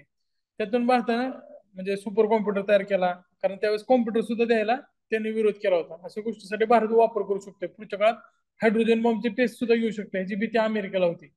पुढे मग राजीव गांधी आल्यानंतर त्यांनी स्वतःचा सुपर कॉम्प्युटर वगैरे तयार करायचा घोषणा वगैरे केली होती. पुढं 75 ते 92च्या काळात राजकीय अस्थिरता होती. कुठलं स्ट्रॉंग नेतृत्व नव्हतं. त्यामुळे या गोष्टीकडे दुर्लक्ष झालं. परत 95ला नरसिंहराव यांनी अणुचाचणी करण्याच्या दिशेने पावले टाकली होती. मात्र त्यावेळेस पोखरण येथील हालचालीवर अमेरिकेच्या सॅटेलाइटची नजर होती. जो सॅटेलाइट आहे तो वरनच जात होता. तुम्ही जर पोखरण 2 बघितलं असेल तर त्यावेळेस तुम्हाला समजेल. अमेरिकेने सॅटेलाइट चाचणीच्या दिशेने भारत असल्याचे समजतात राष्ट्राध्यक्ष क्लिंटन यांनी भारतात इशारा दिला की तुम्ही जर असं काय केलं तर आम्ही तुमच्यावर निर्बंध स्ट्रॉंग करू. कारण त्यांना कळलं होतं की आपण काय तयारी करतोय त्या पोखरण टेस्ट रिजिम मध्ये. त्यामुळे त्यांनी आपल्याला आधीच इशारा दिला होता. त्यानंतर 1998 साली अटल बिहारी वाजपेयी भारताचे पंतप्रधान झाले आणि पुन्हा अणुचाचणीच्या दृष्टीने आपण काम सुरू केलं. आता दुसरी जास्त गोपनीय ठेवली कारण त्यावेळेस सॅटेलाइट पण डेव्हलप झाले होते. त्यामुळे ते लगेच समजेल. आणि जे अमेरिकेचे एजंट आहेत त्या पिक्चर मध्ये पण दाखवलंय बघा, तो जो CIA चा एजंट आहे तो तिथं असतो, तो लक्ष ठेवून असतो. अमेरिकेच्या सॅटेलाइट पासून सुटका करण्यासाठी सगळी टीम फक्त रात्रीच्या वेळी काम करत होती आणि दिवसा सर्वांनीच मिलिटरीच्या गणवेशात राहावे लागायचे. कारण आर्मीचा कॅम्प होता, कोणाला संशय येऊ नये. त्यामध्ये टोमॅटो वगैरे सुद्धा त्यांनी नेले होते जास्त, सॉरी कांदे नेले होते. कांद्यामुळे ते रेडिएशन शोषून घेतले जातात. मग तो CIA चा एजंट आहे, त्याला संशय आला होता पहिल्यांदा की मार्केटमध्ये सगळे कांदे संपले होते. आर्मीवाल्यांना कांदे कशासाठी लागतात तर ते आजूबाजूला ते कांदे टाकणार होते. कांद्यामुळे रेडिएशन ऍब्झॉर्ब केलं जातं, ते गॅमा रेज निघतात, ते कांदे ऑब्झर्व करून घेतात. नैसर्गिक आहे ते. पुढं 11 मे 1998 दुपारी 3:25 3 चाचण्या घेण्यात आल्या होत्या. त्याचं नेतृत्व डीआरडीओचे APJ अब्दुल कलाम आणि अणुऊर्जा विभागाचे अध्यक्ष आर चिदंबरम यांनी केलं होतं. त्यावेळेसचे प्रमुख कोण होते? APJ कलाम आणि चिदंबरम. इतर शास्त्रज्ञांमध्ये संतनम अनिल काकोडकर आणि APJ कलाम या दोघांचं जे मी जवळून बघितलंय, हे दोघ जण आले होते. म्हणजे विद्यापीठात बऱ्याच ठिकाणी जाऊन ते मार्गदर्शन करत होते. अनिल काकोडकर हे महाराष्ट्रातले तज्ञ आहेत. जैतापूरच्या वेळेस त्यांना महाराष्ट्रात बऱ्याच ठिकाणी बंदी घातली होती कोकणातल्या काही संघटनांनी. सतिंदर सिक्का हे संचालक थर्मोन्युक्लिअर वेपनचे होते. आपल्याला फक्त हे लक्षात ठेवा, प्रमुख कोण होते? चिदंबरम आणि अब्दुल कलाम. याच्यावर प्रश्न येऊ शकतो. पहिल्याचे कोण होते? राजारामन्ना. आणि अय्यंगार यांनी ती बांधणी करण्याचं काम केलं होतं. अय्यंगारला सोव्हिएत रशियातनं जाऊन ती टेक्नॉलॉजी शिकून यावं यासाठी इंदिरा गांधींना पाठवलं होतं.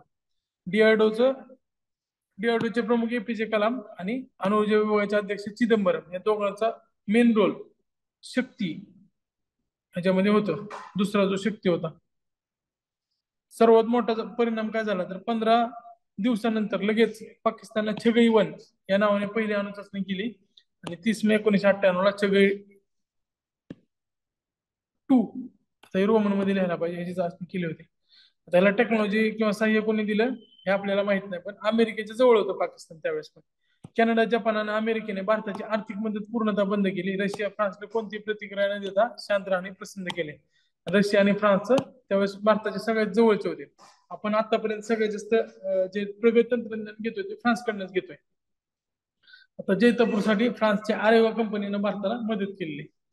11 मे हा दिवस भारताच्या पंतप्रधानांनी राष्ट्रीय तंत्रज्ञान दिवस म्हणून साजरा करण्याचा जाहीर केला, कारण त्या दिवशी आपण चाचणी घेतली होती. जगातल्या अणुचाचणीचा विचार केला तर 5 अणुवस्त्र देशासह भारत, पाकिस्तान, उत्तर कोरिया या देशांनी आतापर्यंत 2121 थांबा, हे 2121 नाही, 21 असतील बहुतेक. हे एकदा मी चेक करून सांगतो. 21 असेल. ह्या तिघांनी मिळून 21 चाचण्या केलेल्या आहेत. परंतु सीटीबीटी करारानंतर चाचण्याचे प्रमाण कमी होत गेलं. सीटीबीटी करारानंतर अमेरिका, रशिया, ब्रिटन, फ्रान्स, चीन या देशांनी एकही अणुचाचणी घेतली नाही. आधीच त्यांनी 100च्या वर घेतलेले आहेत अमेरिकेने, त्यामुळे त्याला आता गरज पण नाही. मात्र फक्त एकच देश आहे, तो कोणालाच घाबरत नाही, उत्तर कोरिया. 21व्या शतकात फक्त उत्तर कोरियानं हायड्रोजन बॉम्बची सुद्धा चाचणी घेतलेली आहे. आता पुढे आपल्याला टेक्नॉलॉजीची गरज होती, कारण आपण ॲटम्स फॉर पीस याची घोषणा अमेरिकेच्या जसं राष्ट्राध्यक्षाने केली होती तसं आपण पण ती स्वीकारलेली आहे. त्यामुळे 74 आणि 98ला ज्या 2 अणुचाचण्या झाल्या होत्या, त्यामुळे अणुतंत्रज्ञानाच्या बाबतीत भारत एकाकी पडला होता. एनपीटी आणि सीटीपीटीचा स्वीकार न केल्यामुळे भारताला एनएसजीचं सदस्यत्व सुद्धा नाकारलं गेलं होतं. आणि एनएसजी मेन संघटना आहे जी टेक्नॉलॉजी असेल किंवा ॲटॉमिक फ्युअल असेल ह्याच्यावर नियंत्रण ठेवते. त्यामुळं भारताला कुठल्या तर देशासोबत बायलॅटरल करार करणं गरजेचं होतं आणि अमेरिका यासाठी पुढे आला. अमेरिकेच्या अणु कायदा जो आहे तो 123 त्या कलम 123 मध्ये नागरी अणुकरार करण्याची तरतूद आहे. आणि त्या कराराचा आधार घेत भारतानं हा करार केला, त्यामुळे त्याला 123 अग्रीमेंट असं म्हणलं जातं. कारण अमेरिकेच्या अणु कायद्यामध्ये कलम 123 आहे, त्यानुसार सिव्हिल अग्रीमेंट करता येईल. भारताने आपला नागरी आणि लष्करी कार्यक्रम वेगळा करावा असं त्या करारात सांगितलं होतं. कोणत्याही प्रकल्पाला नागरी लष्करी ठरवावे तो भारताचा अधिकार राहील आणि ते जे नागरी प्रकल्प आहेत ते आईसाठी खुले केले जातील. मात्र ध्रुव नावाचे जे संशोधन अणुभट्टी आहे त्याला भारत नागरी मानत नाही, मग त्याला ते त्या सेफगार्ड मध्ये येणार नाही. बाकीचे जे नागरी प्रकल्प आहेत, नागरी प्रकल्प म्हणजे सिव्हिलियन प्रकल्प, जर समजा आता कल्पकम आहे, त्यानंतर जैतापूर जे होईल, पोवाडा आहे, त्यानंतर इकडचं काकरापार आहे, हे आपण कशासाठी वापर करतोय, वीज निर्मितीसाठी करतोय, सिव्हिलियन यूज साठी. त्यामुळे सिव्हिल प्रोजेक्ट त्याला म्हणू शकतो आपण. मग त्या प्रोजेक्टची जी देखरेख आहे ती आयई करेल. आईच्या नियमानुसार त्याची देखरेख होईल. 22 पैकी 14 अणुभट्ट्या आईच्या देखरेखाली येतात. 98 नंतर जाहीर केलं होतं की भारत कधीच अणुचाचणी करणार नाही. त्यानंतर स्वतःच घोषणा केली होती की आपण ह्याच्यानंतर ॲटॉमिक टेस्ट करणार नाही. नंतर सायरस संशोधन अणुभट्टी बंद करण्याचं भारतानं मान्य केलं, त्यातनं आपण प्लुटोनियम तयार करत होतो, ते पुढच्या काळात आपण अणुबॉम्बसाठी वापरू शकत होतो. अणुभट्टीतील अपघातामुळे जे झालेले नुकसान भरपाई ते देण्याचं भारतानं मान्य केलं. त्यानुसार 2 कायदे केलेले आहेत, एक civil liability for nuclear damage act आणि कन्व्हेन्शन ऑफ सप्लिमेंटरी कॉम्पन्सेशन. उद्या जर कोणता ऍक्सिडेंट झाला तर या 2 कायद्यांतर्गत भरपाई दिली जाईल जे लोक त्याच्यामुळे बाधित होणार आहेत. या करारामुळे ज्या तंत्रज्ञानाचा किंवा अणुइंधनाचा भारताला पुरवठा केला जाईल त्याचा उपयोग फक्त नागरिकांसाठीच होईल आणि ते आईच्या नियंत्रणाखाली असेल. जे अमेरिकेकडनं मिळणार आहे किंवा जे इंधन टेक्नॉलॉजी मिळणार आहे त्याचा वापर फक्त आपण एनर्जीसाठीच किंवा एनर्जी जनरेशनसाठीच करणार आहे किंवा मग सिव्हिल ऍप्लिकेशनसाठी करणार आहे, मेडिकल असेल, ऍग्रिकल्चर असेल त्यासाठी. भारतातील हाईड ऍक्ट नुसार भारतानं कधीच अणुचाचणी केली पुढे तर हा करार संपेल. त्यामध्ये 2005ला मनमोहन सिंग अमेरिकेच्या दौऱ्याला गेले होते, त्यावेळेस त्याची चर्चा झाली होती. 2006ला जॉर्ज बुश भारत दौऱ्यावर आल्यानंतर त्याची अंतिम बोलणी झाली होती. अमेरिकेने हाईड ऍक्ट संमत केला होता. अमेरिकेतील दोन्ही सदनाने बहुमताने त्याला पाठिंबा दिला. मात्र भारतात सरकारच्या विरोधात अविश्वास दर्शक ठराव मांडला गेला होता. मनमोहन सिंग सरकारनं तो 275 विरुद्ध 256 असा कट्टाकट्टी झाला होता तो. आणि त्यावेळेस सीपीआय आणि सीपीएम ने पाठिंबा काढला होता. आणि ममता बॅनर्जीने बाहेरनं पाठिंबा दिला होता. 8 ऑक्टोबर 2010 या कराराचं कायद्यात रूपांतर झालं आणि 123 करार, कारण ती कलम 123 वर आधारित असल्यामुळं हे तारीख लक्षात ठेवा. 2010 तो करण्यात आला होता. आता या कराराचा फायदा काय, तर आपल्याला एनएजीचं सदस्य व्हायचंय, त्यामुळे हे पहिलं पाऊल समजलं जाते. भारत हा एकमेव राष्ट्र आहे जो एनपीटीचा मंजूरदार देश नसून सुद्धा एनएजी देशाकडून युरेनियम मिळवतो. त्याला आपण काय म्हणतो, एनएजी वायवर. वायवर म्हणजे सवलत. या करारानंतर भारताला ऑस्ट्रेलिया, कझाकिस्तान, कॅनडा, फ्रान्स या देशांनी युरेनियम निर्यात केले होते. या करारामुळे भारताला ऑस्ट्रेलिया गट, वॉसनर गट आणि एमटीसीआर गट याचं सदस्यत्व बॅकडोर एंट्रीनं मिळवणं शक्य झालं. या करारामुळे अमेरिकेद्वारे 6 अणुभट्ट्या भारतात बसवल्या जाणार आहेत. अमेरिका आपल्याला मदत करणार आहे. भारत फ्रान्स ऍटॉमिक, आता हा दुसरा अग्रीमेंट आहे. अमेरिकेसोबत झालेल्या करारामुळे इतर देश सुद्धा पुढे आले. त्यामध्ये दुसरा देश होता फ्रान्स. 2008 मध्ये भारत फ्रान्स करार झाला. या कराराद्वारे 1650 मेगावॅटच्या 6 अणुभट्ट्या जैतापूर इथं बसवल्या जाणार आहेत. आरेवा नावाची जी कंपनी आहे फ्रान्सची, ती त्यासाठी मदत करणार आहे. मात्र स्थानिक विरोधामुळे तो प्रकल्प रखडलेला आहे. आंतरराष्ट्रीय त्याला कुठलीच अडचण नाहीये. आता भारताची तत्व प्रणाली काय, तर कमीत कमी प्रतिबंधक निर्माण करणे आणि त्याची देखभाल करणे, म्हणजे कमीत कमी ॲटॉमिक जे रिस्ट्रिक्शन्स आहेत ते जास्त असतील त्याला. अणुअस्त्राचा प्रथम वापर करणार नाही आणि भारतीय भूमीवर किंवा भारतीय लष्करावर कुठेही हल्ला करण्यात आला तरच त्याचा वापर करता येईल. म्हणजे पहिल्यांदा आपण अटॅक करणार नाही, पण आपल्यावर अटॅक झाला तर त्याचा वापर केला जाईल. भारतावर प्रथम हल्ला केला, समोरच्यावर त्यापेक्षा शक्तिशाली हल्ला केला जाईल. अणुअस्त्राचा वापर करण्याचा पूर्ण अधिकार राजकीय नेतृत्वाला असेल. म्हणजे काय, तर हे अधिक तिथं लष्करी अधिकाऱ्यांना किंवा लष्कराकडे पॉवर नाही, ते पॉवर कोणाकडे, पंतप्रधानाकडे. बिगर अण्वस्त्रधारी देशाविरुद्ध अण्वस्त्राचा वापर केला जाणार नाही. भारतावर किंवा भारतीय लष्करावर कुठेही रासायनिक आणि जैविक हल्ला केल्यास भारत मग मात्र ऍटॉमिक एनर्जी, ऍटॉमिक बॉम्बचा वापर करू शकतो, जर आपल्यावर रासायनिक आणि बायोलॉजिकल वेपन, केमिकल आणि बायोलॉजिकल वेपनचा वापर झाला तर. आण्विक आणि मिसाईल संदर्भातील तंत्रज्ञानाच्या निर्यातीवर बंदी असेल. भारत दुसऱ्या देशाला हा टेक्नॉलॉजीचा निर्यात करणार नाही. अण्वस्त्र मुक्त जग या संकल्पनेला भारताचा पाठिंबा असेल. त्यात काय लक्षात ठेवायचं, तर शिकागो पाहिल ही पहिली प्रायोगिक अणुभट्टी 1942 ला अमेरिकेत सुरू झाली. भारतातली अप्सरा पहिली आणि संपूर्ण भारतीय बनावटीची ध्रुव आहे. होमीबाईंनी अणुऊर्जा कार्यक्रमाचे जनक म्हणून ओळखले जाते. 1954 ला पद्मभूषण पुरस्काराने त्यांना सन्मानित करण्यात आलेला आहे. जगातला पहिला आणि एकमेव तरंगता अणु प्रकल्प अकॅडमिक लोमन्सोव तिथले शास्त्रज्ञ होते. हे पेविक सिटी रशियामध्ये, ह्याला तरंगता टायटॅनिक सुद्धा म्हटलं जातं. सॉरी, तरंगता चेर्नोबिल का टायटॅनिक असं काहीतरी नाव आहे. एकदा बघा, मी कुठल्या तर मूवी मध्ये बघितलं होतं. हा आपल्याला विचारला जाणार नाही, मात्र एकमेव तरंगता अणुऊर्जा आहे. तर हा धोकादायक आहे, म्हणजे समुद्राच्या आत आहे, फ्लोटिंग ॲटॉमिक पॉवर प्लांट आहे. बार्कनं काय काय उत्पादन केलं, तर बाबाट्रॉन नावाची रेडिओथेरपी देण्यासाठी बार्कनं तयार केलेलं उपकरण आहे, ज्यापासून गॅमा तयार होतात कोबाल्ट 60 पासून. ते कॅन्सरच्या ट्रीटमेंट मध्ये वापरलं जातं. त्यानंतर काली किलो अँपियर लिनियर इंजेक्टर, शत्रूच्या मिसाईलच्या इलेक्ट्रॉनिक सिस्टीमवर हल्ला करण्यासाठी बार्कनं हाय स्पीड इलेक्ट्रॉनिक गनची निर्मिती केलेली आहे. आता मिसाईल जे ते इलेक्ट्रॉनिक सिस्टीमनं तयार झालेले असेल, त्याला गाईड करण्यासाठी इलेक्ट्रॉनिक सिस्टीम असणार आहे. तर ते इलेक्ट्रॉनिक सिस्टीम नष्ट करण्यासाठी कालीचा उत्पादन करण्यात आलेलं आहे. चला, काली असं नाव दिलं, हे जरा स्पेस द्यायला पाहिजे. BWRO ब्रॅकिश वॉटर रिव्हर्स ऑस्मोसिस, सौर ऊर्जेवर चालणार आहे आणि खरीप पाणी पिण्यायोग्य बनवणार आहे. म्हणजे काय, डिसॅलिनेशन प्रोजेक्ट आहे.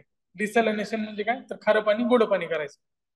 नंतर निसर्गुणा हे बार्कने बनवलेला बायोगॅस प्लांट आहे. न्यूक्लिअर विंटर, अणुऊर्जेच्या निर्मितीनंतर वातावरणीय तापमानात घट होते, यालाच आण्विक हिवाळा म्हणतात. कारण अणुबॉम्ब सारख्या स्फोटामुळे वातावरणात लहान लहान कण तयार होतात आणि ते काय करतात, पृथ्वीवर येणारे जे इलेक्ट्रोमॅग्नेटिक रेडिएशन आहे जे सूर्यापासून येते ते अडवून जातात आणि येणारे किरण कमी झाले तर आपल्याकडे थंडावा निर्माण होईल. त्याला न्यूक्लिअर विंटर म्हणतात. ते इफेक्ट आहे. आता हे अणु करार एक बघा, फ्रान्स आणि अमेरिकेसोबत 2008 ला गेले, 2010 ला अंमलात आला. रशिया, कॅनडा, अर्जेंटिना सोबत 2010 ला केला. श्रीलंका, कझाकिस्तान, ब्रिटन सोबत 2015 ला केला. नामिबिया, मंगोला सोबत 2009 ला. साऊथ कोरिया, ऑस्ट्रेलिया सोबत 2014 ला. जपान, व्हिएतनाम सोबत 2016 ला. इतर देशासोबत आता आपण बायोलॅटरल करार केलेले. ते करार फक्त बघून घ्या. तर आपण